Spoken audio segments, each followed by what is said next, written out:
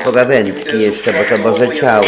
Z którym jechali ludzie, którzy jechali prawidłowo, nie łamali przepisów, spowodując tak naprawdę tragedię rodzinną. Na miejscu zginęły 3 osoby, 2 kolejne w stanie ciężkim zostały zabrane do szpitala.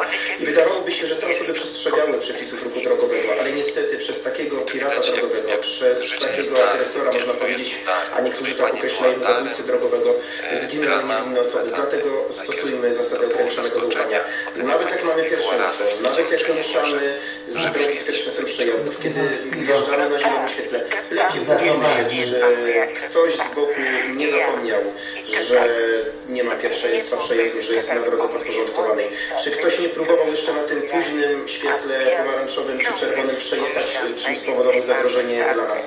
Ufajmy sobie, ale też miejmy pewne ograniczone zaufanie do innych użytkowników dróg. Wszyscy, jeżeli będziemy przestrzegać przepisów ruchu drogowego, zdarzeń będzie niewątpliwie znacznie mniej.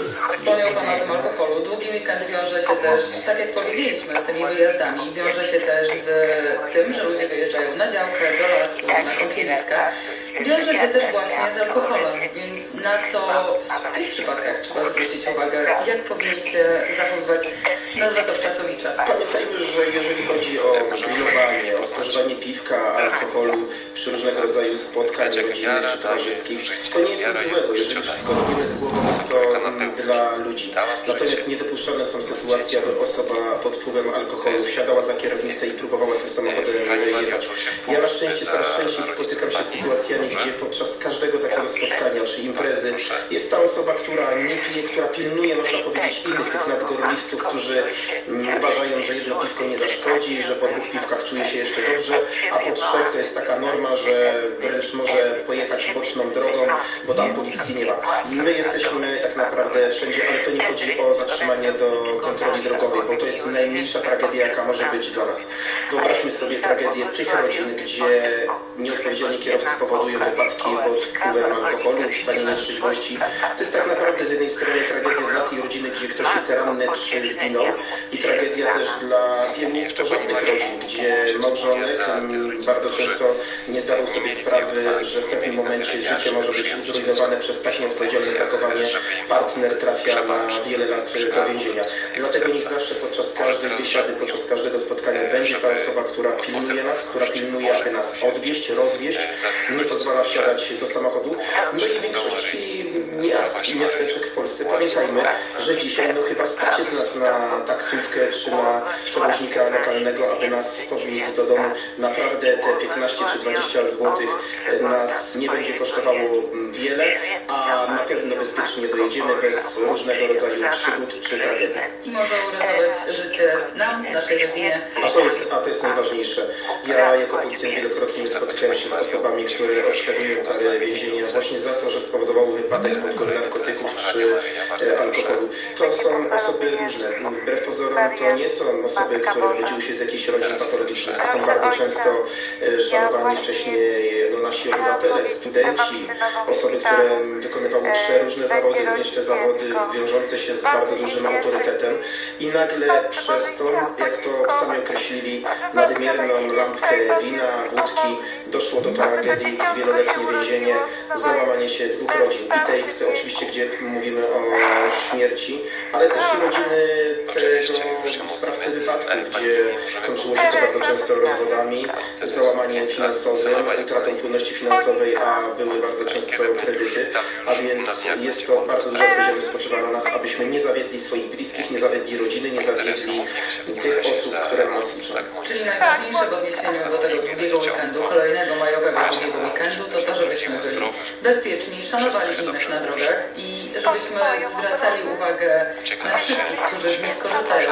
Jeżeli tylko będziemy się tych kilku zasad dosłownie trzymali na drogach, będzie bezpiecznie i moim marzeniem byłoby, aby spotkać się po drugim weekendzie i powiedzieć, że na polskich drogach nikt nie zginął.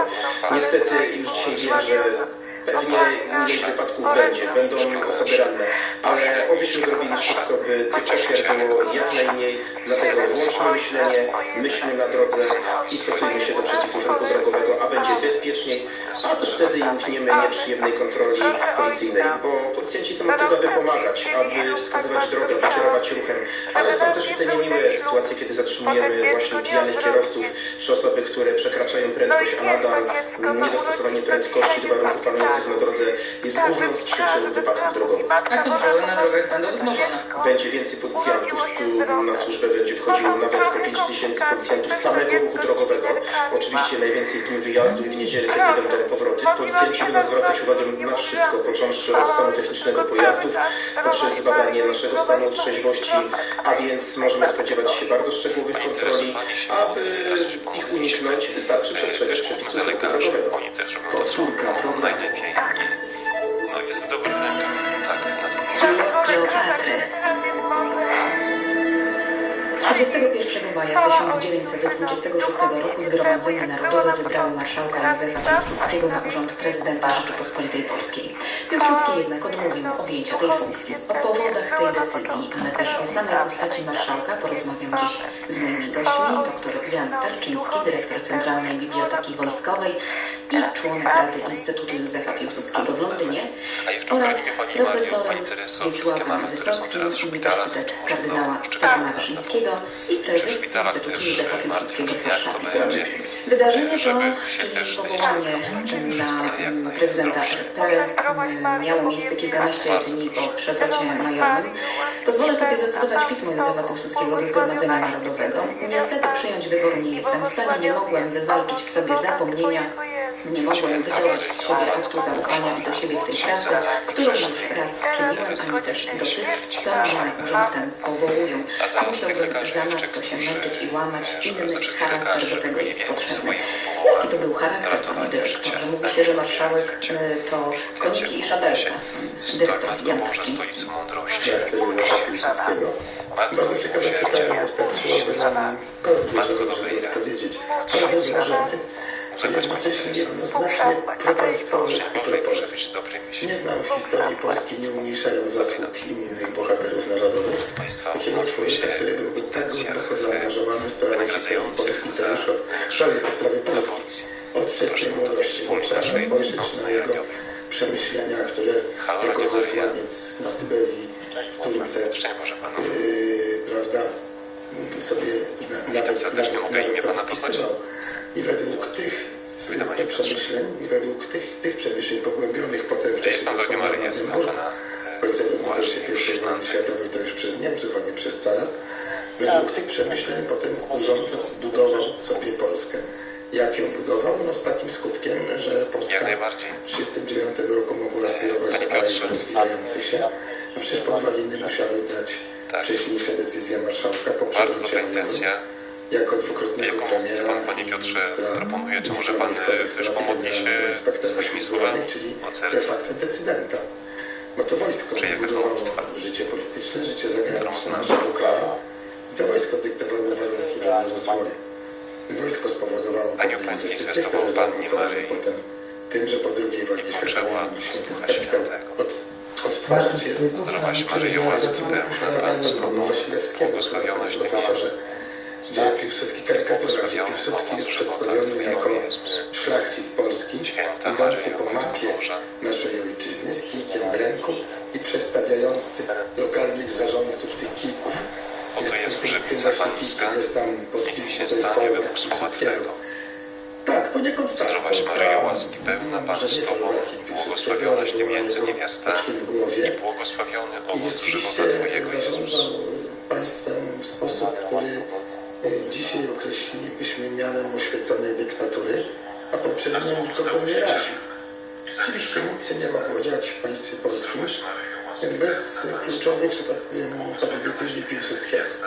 Owszem, różne lokalne inicjatywy mogły być podejmowane, ale to o znaczeniu ogólnopaństwowym musiał zaakceptować, też zainicjować marszałek. Jego współpracownicy i większość narodu to akceptowała. Czyli to powiedzenie koniki i szabelka jest po prostu niesprawiedliwe. Koniki i szabelka to jest lina wykorzystywana przez narodową demokrację, która nie kochała Józefa Piłsudskiego w żaden sposób i pogłębione przez komunistów po II wojnie światowej, bo Piłsudski był realistą politycznym, również realistą gospodarczym. Jeżeli nie mógł zmotoryzować armii, jak chciał to zrobić, to czynił podwaliny, o czym do momentu, jak będzie czas opowiem. Ja witam Pani Jak Edyto. również to on swoimi decyzjami Już Pani jest na zmotoryzował antenie, państwo bardzo na proszę. skalę ówczesnych możliwości gdzie nakazał kupić licencje motoryzacyjne, widząc w pewnym sensie nieudolność technologiczną, nie konstrukcyjną, technologiczną pierwszej fazy rozwoju polskiego przemysłu motoryzacyjnego, czyli lata 20.